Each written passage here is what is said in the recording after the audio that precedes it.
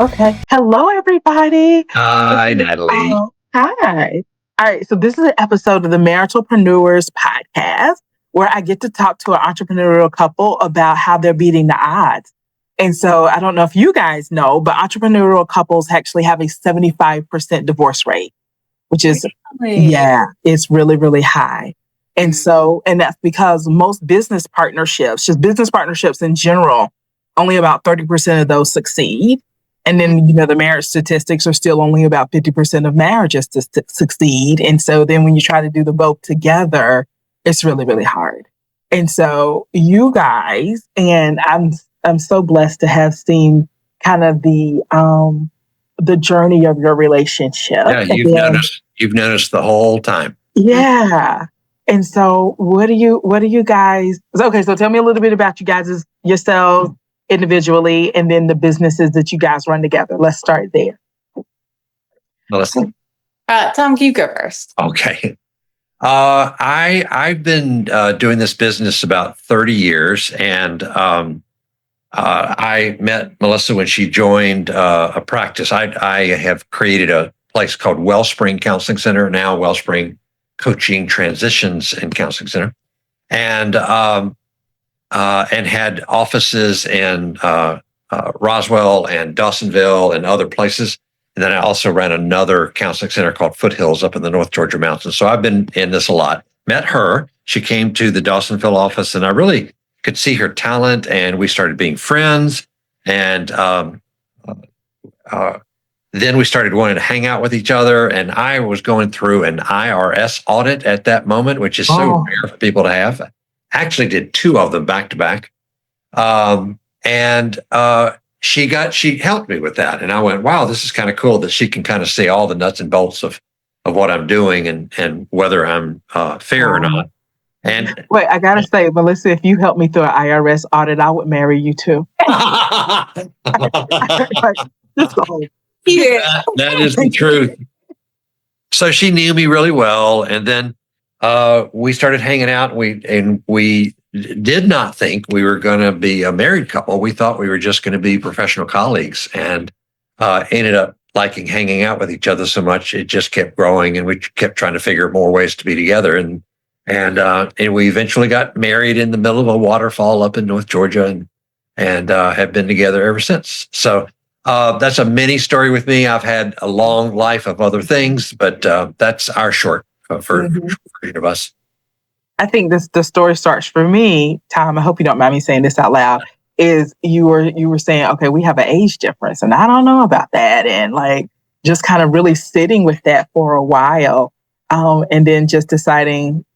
I don't know what you decided. I decided for you that. I don't know what you decided. I decided for you like that love doesn't come along that often, and so. I really just thought we were going to be just friends for a while and colleagues. I enjoyed working with her, but I wanted a T-shirt that said, "That's not why I'm with her." Plus, she has a genetic disorder that actually makes her look younger than she is, and she will actually look like this probably when she's 80. So she is always going to look young, and I used to look like. Brad Pitt until all the stress and stuff came along. So I'm aging fast, and she's never aging. Oh, wow. Oh, that's such an interesting dynamic. Okay. All right. So, Tom, you were running businesses. Melissa, you came in. So talk to me about what type of things that y'all put in place early in the relationship to help you guys be able to be entrepreneurials together and a married couple together. What do you think? Melissa, we'll give you the floor on that. I think one of the things that happened early on for us that ended up kind of being a strength and allowing us to do some things that are really creative. And now I'm learning not a situation where others are commonly successful. It wasn't hard for us to see pretty early on that some of our differences were core strengths. There are some things that Tom is good at that I'm not.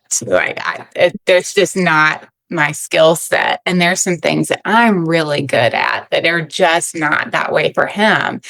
And it seems like the earlier that we were able to identify how our differences played well together, how they could be valuable, and what we were each good at, and what our strengths and struggles were, that I think allowed us some opportunities in business and in our relationship with each other that have really stood the test of time, despite really challenging circumstances coming up at regular intervals. So I think seeing that early on was interesting. He started saying that I had some good business skills that I think I hadn't even acknowledged really at the time. We learned, for instance, that he has dyscalculia, so that adding up numbers and things is a different kind of stressful exercise for him. He can do the thing, but for me, it's like fluid and natural. And for him, it's a different set of work. Yeah. And a lot of where our struggles were complementary when we can step back and look and really listen to each other. And we like each other enough that even in harder chapters of being in business and relationship with each other, we're often still able to step back and get kind of a check-in with ourselves and go, wait, like, this is what I'm good at. This is what he's good at. Yeah. Let's get a, step back and look at the whole picture. Getting to know him was really interesting, though, because going through 2 IRS audits back to back before we were really dating. And then I got the opportunity to see a full psychological on him early on. I was like, I have some good data on this human. I think there are some reasons to move forward. And we just kept kind of growing and dreaming from there. I tend to get really big ideas that I want to see if it's possible to implement. And Tom's really good at helping me find the pieces that need extra help to execute and actually become reality. We found that teaming up in that way is really working for us on several levels. Okay. I'm going to ask, go ahead, Tom. One quick thing. I was going to say, I actually run into this with couples a lot where typical male gender, cis males, we are kind of underdeveloped because of how we come up in our lives. And I think some of our difficulties were me realizing that I needed to grow in some areas and learn in some areas. I had no idea that I had the dyscalculia most of my life. And so I think, do 2 things. A, spell dyscalculia. Oh, God. If anybody needs to Google that. Yes, I'm going to do it. And right then define it so that if anybody out there has no idea what that is, that we can just take a moment and educate and hopefully help somebody. Neither of us had ever heard the term, and it's dyslexia. Most people have heard of, and that's the having trouble reading and all that kind of stuff. And it's the same thing with numbers. They stick in my head. I can't remember them. I can't see them. I can't. So everything is a workaround for me with numbers. And I've done a lot of numbers things in my career, and I don't know how I did it. And I think most of them were just workarounds. Did you find the spelling, Melissa? Oh, no. Oh, okay. I was hoping you were like. I was listening to your wonderful explanation. Okay, so while he looks up DYSCALCULIA. Okay, thank you. I call it math dyslexia for short because it kind of translates to that community. Okay, I love learning new things, but really, when it's something like this, it's really subtle that somebody probably is out there struggling with and has no idea why they've been struggling because it never got diagnosed because they didn't know it was a thing. So, okay. I mean, to give you a tiny where that was in my life, all my life felt really dumb with stuff with that. But I could not memorize multiplication tables. And, you do that, 4th, 5th grade? Yeah. It was impossible for me to memorize them. And so that just saddles you with some troubles the further you go. I did a test recently, a psychological test where they were checking my memory and all, and they had to do count backwards from 100 by sevens. And I looked at it and I went, you got to be kidding me. I said, can I use my fingers? And she said yes. Then I was fine. Oh, wow. Okay. I probably have to use my fingers too. Okay. All right. I want to back up. And Melissa, actually, I'm going to use your therapist brain for this. Mhm. All right. Why do you think so many couples struggle with marrying their differences? Because I know so many couples, they argue over the differences and it becomes a power struggle. No, my way, no, my way. As opposed, and it sounds like you guys have married your differences in a way that y'all work in partnership together. So why do you think couples struggle to do that? I think it's really scary to learn how to acknowledge. Well, I'll start over with that. I think it's really hard for people to acknowledge what they're good at and what they struggle at. I think we like to focus on the places that we feel the most comfortable and the most evolved, and kind of put a lot of attention and time there. But it's really hard for us to sit down with ourselves and say, I need to grow here. This is not an area that is intuitive for me, or I'm not naturally good at things in this zone. So I think a lot of what's difficult about doing that in coupleship is having trouble acknowledging it with yourself, where you're really good at things, where you're in the messy middle, like most of humanity, and where we really struggle.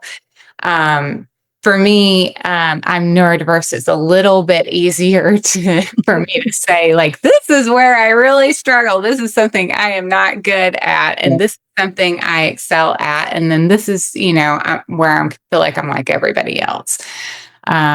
Tom's set of skills is in a very different area than mine, but I have seen him move mountains with the skill sets that he has in his areas of strength.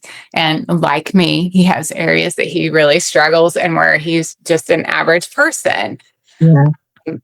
When we stopped fighting those parts of ourselves, it got a little easier to recognize where we each had strengths and struggles as people. And then we started kind of recalibrating where we're allocating energy to the places that we could really show up well. Tom likes my business brain and my really big, crazy ideas that somehow end up coming together with his backup and execution. And yet, I think I would go wildly off course if I were just listening to myself and didn't have that other perspective and that grounding force. And Tom's often willing to be really adventurous with me on a big task. And he'll see the little things that I would miss that might weaken it or cause problems later on. So I think it all comes down to really being able to have honest assessment time with yourself and getting used to doing that more regularly, because also those things change over time. Yeah, definitely so. And I think what happens is at the beginning of a relationship, or most relationships, you want to put your best foot forward. So so you're not wanting to show that potential partner your weaknesses. So I can see kind of how it can all backfire, because you're wanting to show up as this perfect person for them, as a potential partner for them. And then, well, I'm trying to be perfect for you, so you'll like me, so you'll accept me, so you'll take me home with you. Mm-hmm. God, for this to work, I also got to show you my weaknesses. What if you don't like me? What if I don't stand up? And so, yeah, Tom. I think the other thing that it's probably true with all humans and couples, we have had incredibly huge life challenges hit us over and over and over again. And I mentioned Melissa's genetic condition. It is called Ehlers-Danlos syndrome, and it is severe. And within the first 4 or 5 months of our marriage, she was actually in a wheelchair. We never thought she'd walk again. Mm-hmm. So those kind of things brought us together as a team. Yeah. We named Ehlers-Danlos, we named it Ed, the uninvited house guest. And so often we were fighting with this third entity, and Ed was kicking our butts, and but it caused us to have a kind of a joint enemy and to work together on that. And then just life stuff, grief and loss and mistakes that you make that just send you reeling. We are also very stubborn, both of us. and really try to find a common ground to do all of that. I try to avoid conflict. She doesn't. And so we've had to work through that kind of stuff. Oh, wow. All right. So, Tom, what advice would you give a couple that's just getting knocked down? Like they figure like every time they get back up or they catch their breath, they get knocked down again. And so resiliency is so important to have, especially when you're in business, because just the flow of business is very up and down at times, very up and down. We get this put in place. Now this has happened. So what advice would you give a couple who's struggling, I think, with just the rhythm of life always kind of knocking them down, but also how do they turn toward each other as opposed to away from each other or fighting with each other or power struggling with each other? Really good question. I mean, your first question about how do you choose the partner you're with? One is choose a smart one, and one that you like. And I think the slings and arrows that life brings us are just devastating to everyone. And being able to have skills with conflict and grief and anger. I mean, it really is the basics of coupleship on steroids because of the business aspect of it. And so I think just we've had consultants and therapists. I think every therapist, as well as every couple that's working together, needs somebody from the outside to say, okay, y'all are like two mules on a one-lane bridge. One of us got to back up. And I think you need to back up right now or whatever. And those are the places where I feel like we've had really good support throughout our career and our life together. I really agree with that. If I were going to put it in a nutshell, you don't want to go on a journey long term with another person without external supports, because life is going to come at you. You don't know how. You don't get to know in advance what those things are going to look like or how it's going to play. Mm-hmm. But if you're not completely alone in your coupleship and completely alone in your business with each other, it makes it possible to find a way through once you kind of like get out of the hysteria part of it and start, accessing your skill sets. But I think a lot of us try to go it alone too much in this culture, and that does not work. That's not how things get done. That's not how we get through tough things. One day I was listening to one of my mentors, in the space of a conversation. She said, and she's one of these therapists that has who had a huge practice and then has gone on to have another, I guess, multi-million-dollar business and everything. But in one conversation, I heard her say, my therapist said, my coach said, my doctor said, my lawyer said, and it just reminded me oh, wow, you have a whole team of people. It's just through a 2-hour conversation. That is a lot of people that's supporting you and you doing all that you need.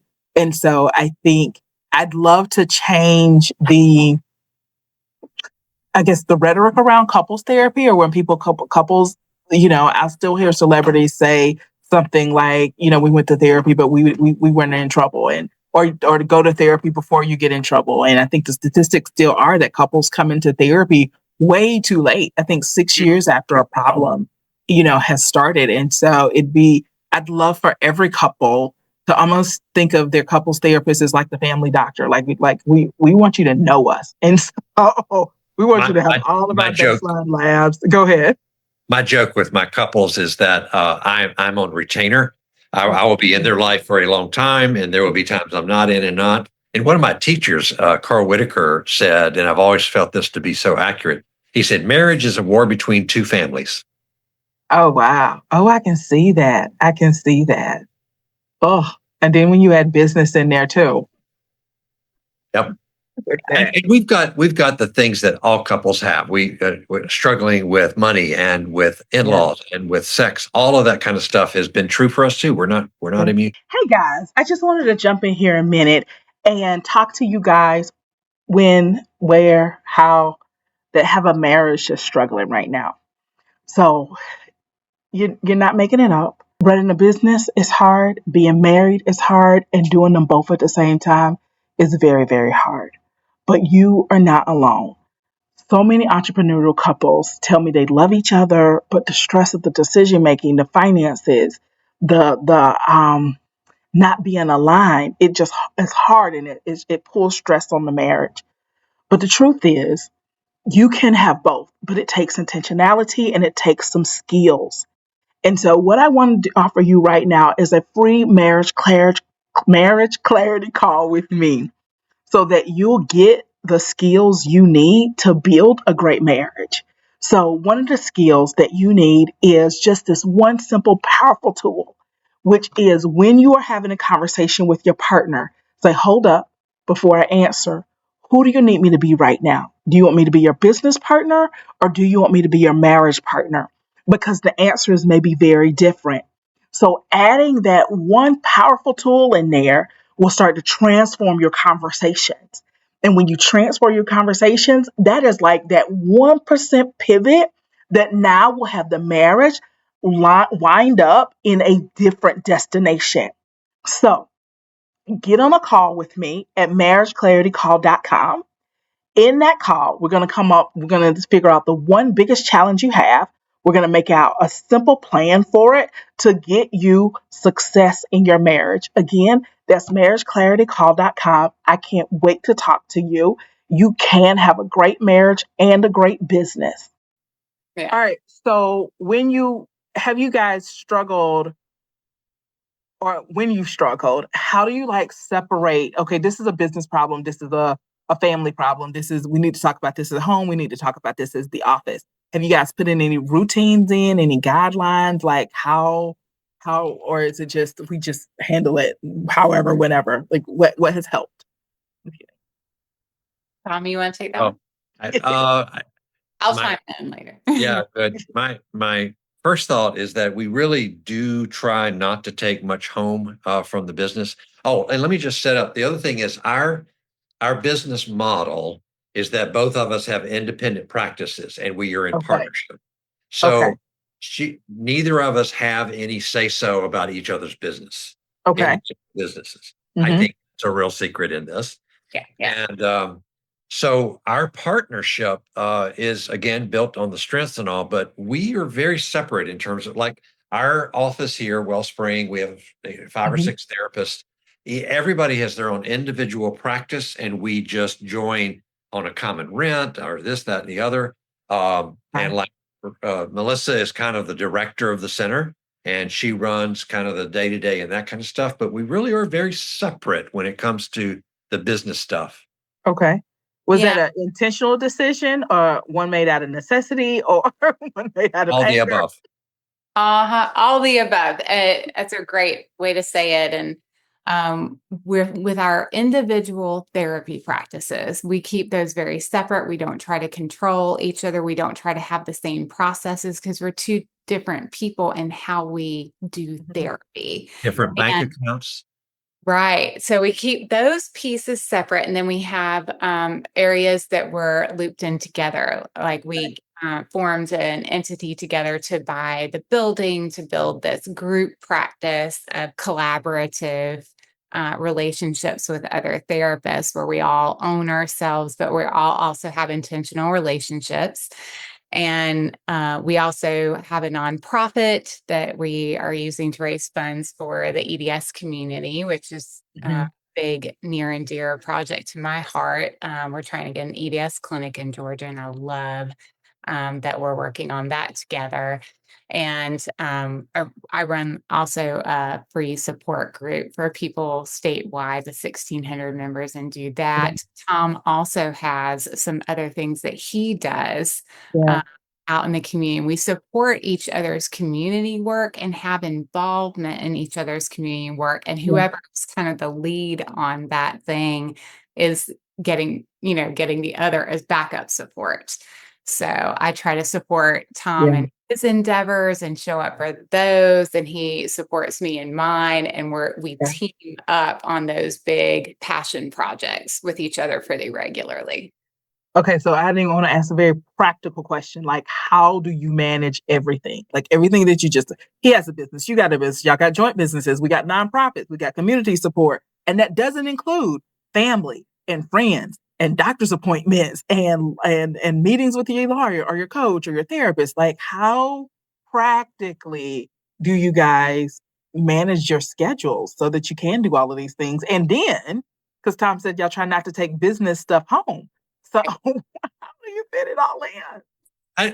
I just like everyone else, it is extremely difficult. I mean, that's the whole Okay. problem with couples is having, being too much at work, having too much outside, never having enough spontaneity, never having enough stuff that you can do together. And the relationship can wither as we work with folks if they don't have something that's connecting them together along. I think our interests connect us together along. I want to support Melissa and the stuff she's trying. She's been very helpful with that. But we're just like everybody else. Our calendar is horrible. We have to sit down very regularly with our calendars and say, okay, what you got, and we try, just like putting this hour in for us. We had to plan that out to make that happen. It's not easy and it's not perfect. Mm-hmm. Okay. All right. What advice would you give, Tom, to a couple who's struggling with the calendar and showing up and all of that? The intentionality. What is the stuff that you're really wanting your life to look like? And we have some very core, strong of joint values. We mesh on a lot of the things that we think are important. If we were very varied in that way, I don't think it would work at all. But we really join. We both want to provide services to the marginalized and underserved and ignored. We are part of the LGBTQAI population. I like working with church refugees. Each of those are very different kind of things, and we support each other in those efforts. And then we will say pretty often, we haven't had a weekend alone in a month, and so get the calendar. Gotcha. We got to put that up front, or we're just gonna not do okay. Wow. Okay, Okay, we're Melissa. really missing each other if we haven't had that quality time. And just to add to what Tom shared, one of the things I think that anchors us a little bit as a couple is we have these rituals that we built into our relationship. And we tend to forget how much we protect these rituals and how much they help us because they've become really automatic in some ways. We have lunch together almost every day. It's a touchstone.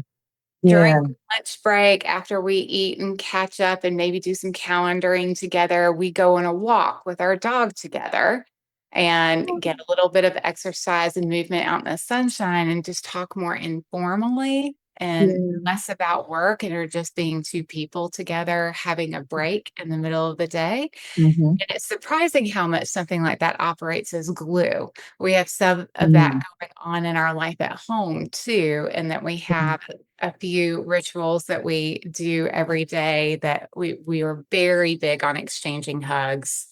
We're very big on having some kind of positive touch every day. And even when we're really struggling with each other, an issue, we try to show affection even in the middle of tough moments. I think those things really help us find our way back to each other and our center when the world gets a little crazy and we've got course. So some of that stuff, we love music. We love our fur kids. Before we go to bed every night, we watch some YouTube videos with cats or dogs or crazy things just to laugh with each other. Those kind of things. Oh, wow. Okay. Because I know so many couples who can't do it, what you just said, Melissa, is if there's a conflict going on, to still be intentional and positive and do something like a positive touch when I'm pissed off at you or I'm upset with you. And so what advice would you guys give to that couple that when they fight, they're fighting, like they're and they may not be talking to each other for a month because they're so upset with each other? Like what advice would you give them? From my perspective, and I know that I think about things a little differently at times. I I would encourage that couple to get in touch with their loneliness when they're in Mhm. that chapter. Because you're not only upset and angry over what you're seeing differently and where you're struggling with each other, you're also keenly lonely in those moments. And if you can get in touch with your own needs and your own loneliness and that struggle while you're also holding what you're upset about and hold Mhm. those at the same time, it can give you opportunities to find ways to connect that don't betray yourself when you're in a conflict, but also don't leave you completely alone and Mhm. isolated from each other in it. And Yeah. that doesn't mean you have to feel like best buddies when you're mad at each other. That's just not realistic. Yeah. It does mean that there's opportunities to connect and go, all right, I know we're upset with each other and we don't see our way through this right now, Yeah. but I still care about you no matter how pissed I am. And those two things can Yeah. exist at the same time. Wow. Wow. Okay. I would also just refer to the kind of our model can be found in a poem called The Invitation by Oriah Mountain Dreamer. And it is literally on our walls in our kitchen. And it is something that I look at all the time. And she just has a way in the poem of talking about all the different parts of life and the Oh, wow. relationship. And I'd recommend people to check that out. Mhm. Okay. And it's called The Invitation The Invitation. by Oriah. I want to write. Oriah Mountain Dreamer. Yes. Okay. She's a Canadian chronic illness person who has lived a very complex life, and something about the way that she relates the complexity and the beauty together really spoke to us early on. Tom introduced me to her, and I resonated immediately. And that was kind of when we were not dating, but maybe dating, that Mhm. Mhm. transition stage. That was one of the things that made me a lot more interested in him when we started getting to know each other more. Okay. All right. One Go phrase ahead. in the poem says, "Can you stand in the middle of the fire and still look up at the full moon and shout yes?" Oh, wow. Oh, Yeah, oh. yeah, yeah, yeah, yeah. It's good stuff. Yeah. Okay. So you guys mentioned shared values. Y'all have shared values. Was that in an intentional conversations around values and this is what our values are and or this is what we want our values to be? Do y'all have different values in the business versus the relationship? Like how did those conversations happen? Did they happen? Or was it just, "Oh, I think we might match." I think Tom was a little scared to tell me about himself up front. Because I had come out of a really like religious background, and was recently kind of like reworking what was true for me when we started becoming friendly with each other. Mhm. And I think he knew just enough of that part of my history that it made him a little bit nervous to share about how open-minded he is and kind of how he sees the world. But as he started to share, I realized that we actually had a ton in common because I was still working through, what I felt like was true for me about the world and what my personal life philosophy was. But I was already really clear on things like marginalized people deserve all of the same things that everyone else has access to. And I want to participate in making that happen. And just seeing real value in creating safety for all people in all circumstances and equal access. And this was long before I knew I was going to be disabled and had problems myself. And that everybody should be included and everybody should be treated, equally. So there was a lot of that stuff that started popping up early. And then he had the courage to start sharing more about himself with me. And we realized we aligned on a lot more levels. I'll let him talk a little bit more about that. You did well about talking about how we share how people should be. Inclusion would be my core value with Mhm. that with humans. And so, and in terms of the faith journey, I come from a deconstructed faith And she was coming from a very tight, constructed faith. And I was going, oh, when she knows how I actually think and feel about this stuff, she is going to run screaming or grab a pitchfork, one of the two.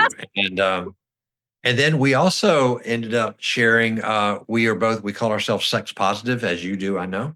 And so our openness to consensual things that people do with each other and all the varieties of it, we just jumped in with both feet, and both of us got trained in sex therapy. So here we are, we have religion or faith, and we have sex. Those hardly ever go in the same place. And for me, they are together. They are the two things that make it work, just as an example. And we've done those things together. We talk a lot, and so there.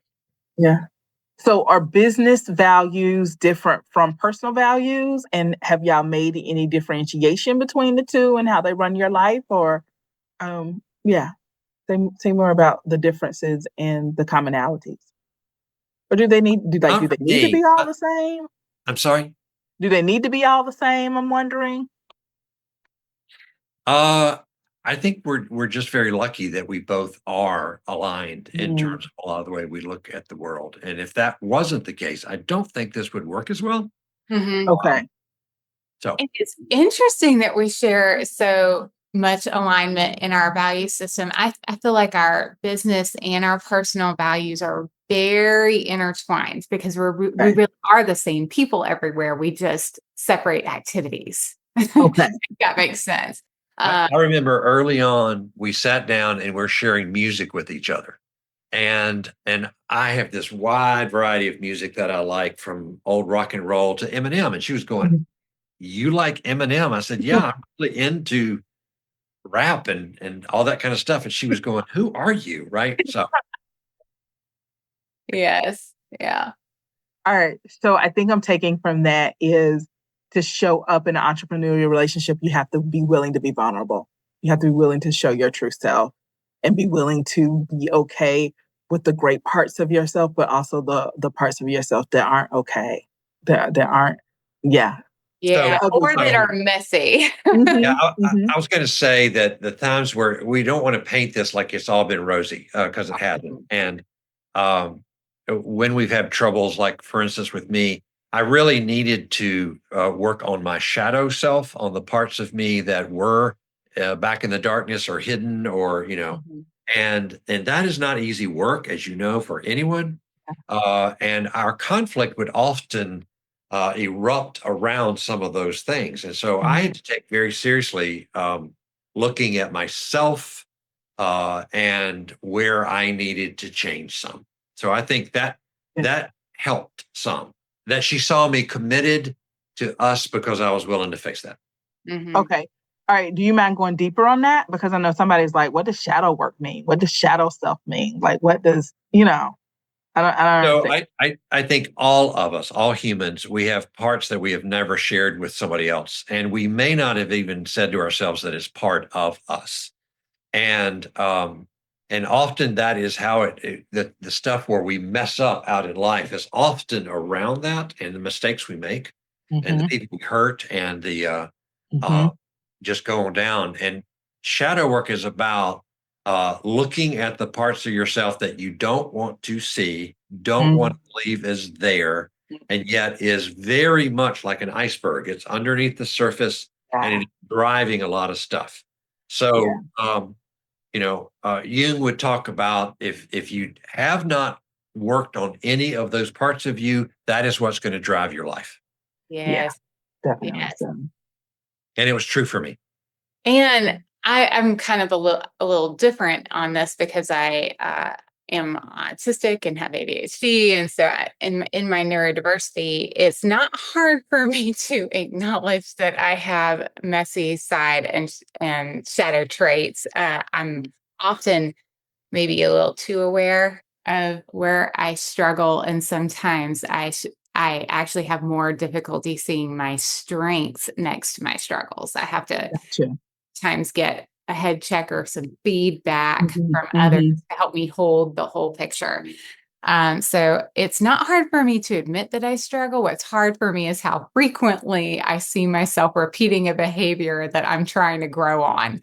And I think of that as my spicy side. Sometimes my spicy side gets a little bit too loose and goes a little too far. And then I get to feel really uncomfortable with how I just showed up and try to start reworking it inside of myself. And then, go and make apologies for the areas that I feel very responsible for in that moment. And sometimes I can actually even be still upset with Tom on an issue and be cringing deeply about what I just did about that.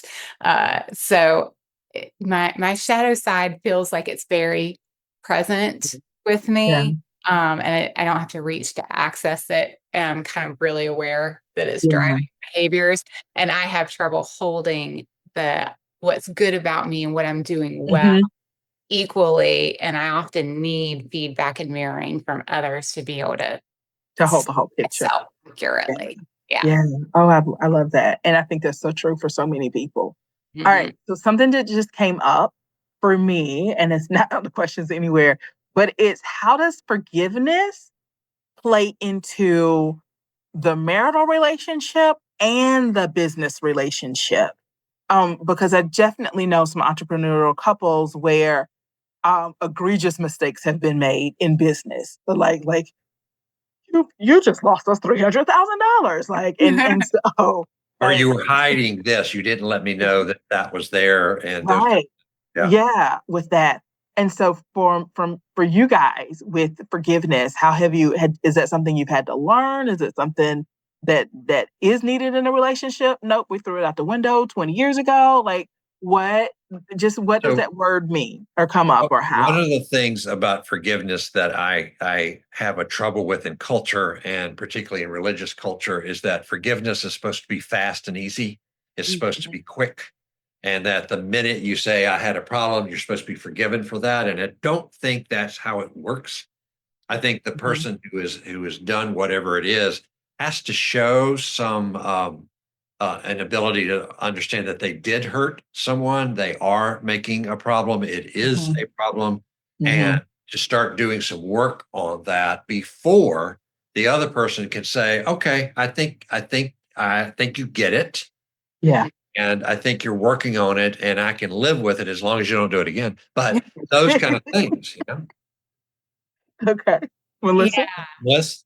I see that pretty similarly. And I think if I was going to add something, forgiveness for me feels like a practice. I have to practice it just as much with myself as I do with other people because I frequently will err in some communication or some like tough feeling that I had, and I have to like use that process to slowly forgive myself for messing up too. And that has helped me to learn to apply that to, my partner and friends and others that I've experienced hurt or struggle with. So I think of it as something that doesn't happen all at once, like Tom pointed out, and that I notice myself over time as I work with that, getting better at truly being in a different place inside with it as I check in with myself and see where I'm at. What am I holding on to? What story am I looping on in my head that is maybe not serving me? Because I'm really great at that. Yeah. Yeah. Just kind of Go ahead. I'm sorry. and just kind of that process of like learning to forgive myself when I misbehave or I say something that I really regret, or I do something that I later find out is really hurtful, and I'm sort of shocked and appalled at my impact. That it takes me time and work to get there, but if I do that, it does change. So one other little tiny thing is I was working with a church group once. They were wanting me to talk about forgiveness. And the first thing I said when I sat down, I said, okay, we're going to talk about forgiveness. So I want you to talk to me about how you've hurt others. And they were like, that's not why we're here, by the way. That's not what we were wanting to talk about. And but that is where I feel like you have to start is how did you hurt others? And so Oh gosh. I don't want to think about that myself. No, that's exactly what they said to me. No, we want to talk about how these people did bad things to us. No, right. I can't continue to think that I'm perfect if you ask me to think about how I've hurt others. Like, yeah. And I mean, can you be in a partnership without sitting with that and knowing that? And can you grow in a partnership without like sitting with that and knowing with that, even when you're trying your absolute best, that you still may step on somebody else's toes and Yeah. that it and maybe and have no clue and not until they see it. Okay. All I right. think So the nature of entrepreneurial means you're going to fail. You're yeah. going to try things and fail. And I think that's the part you got to have the mettle to make that. You have to be okay with failing, and you Mhm. have to be okay with picking yourself up and starting again. To me, Yeah. that's the definition of entrepreneurial. Yeah. I think I want to add to that in entrepreneurial coupleship, you got to be okay with your partner failing. Because I Uh, think sometimes we can be okay with ourselves failing because we knew what we were trying to do and we would, but when my partner fails, when you lose $300,000, like that affects me. And I didn't expect us to lose that or know that, or now you are making me question security. You're making me question stability. You're making me question um, my finances, like all of the above, my housing. Like I don't know if I signed up for that with you. Like it's one thing when I do it. It's not okay when you do it. Almost like driving a car. It's okay when I drive crazy because I'm in control. But you drive crazy, you could wreck me. You could kill me. You could call a 10-pound pile up. And so I think that's one of the things that entrepreneurial couples struggle with is that, letting somebody else be in control and make mistakes. yes. And it doesn't matter who you are. If you have the courage to go into business or into a relationship, Mhm. you are going to make mistakes, and some of them are going to be really embarrassing and hard. If you haven't made a mistake, you haven't done anything valuable. Right. Right. If you Right. show up and you put your energy out there, you're going Mm-hmm. to make some colossal errors. Mm-hmm. And Mm-hmm. that's the only way you learn, if you can pay attention to that and talk it through. Right. And I mean, when it comes to like making mistakes, I feel like I've made just as many as my partner has in Mm-hmm. business. And that, our ability to kind of go, okay, let's go deal with our feelings the first wave and then come back after the first wave and see if we can try to learn from this.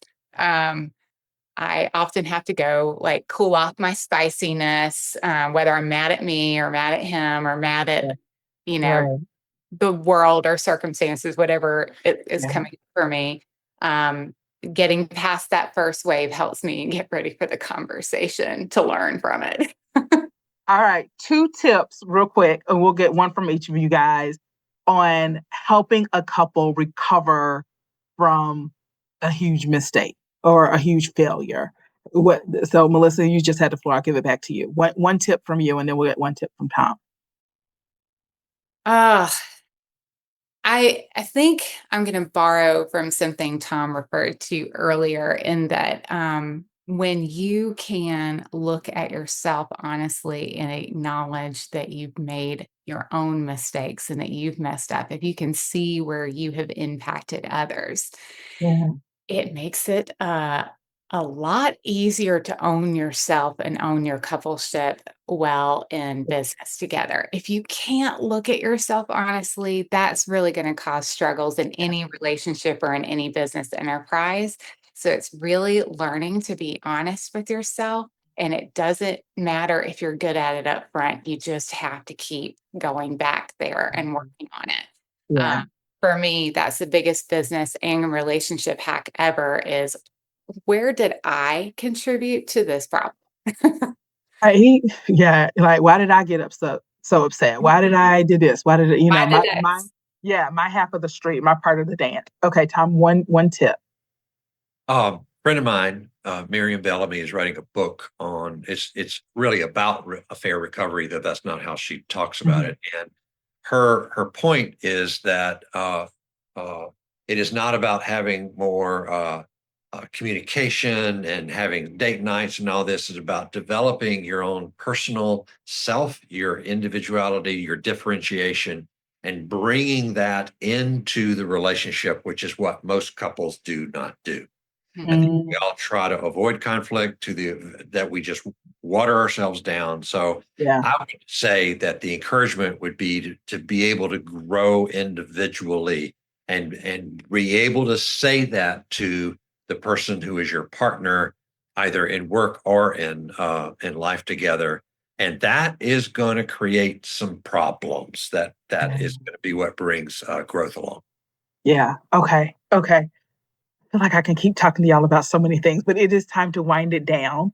All right. And so, Tom, if people want to reach out to you, if they would love to have you as a therapist or a change agent in their life, how would they find you? They can Google my name. I have the weirdest name in the world, Query. It was a lot of fun growing up in the 50s with that name. And or tomquery.com or Wellspring. Just Google any of those and it'll come up pretty quickly. Okay, cool. All right. And Melissa, for you and all of the things that you do. All right. So for my therapy practice side, which I consider the for-profit part of my life, you can look me up at melissadickinson.com and find me that way. If you want to learn a little bit about all of the projects I'm passionate about and giving my time to, it's probably easier to find me on LinkedIn and kind of see the scope of my world. oh, wow.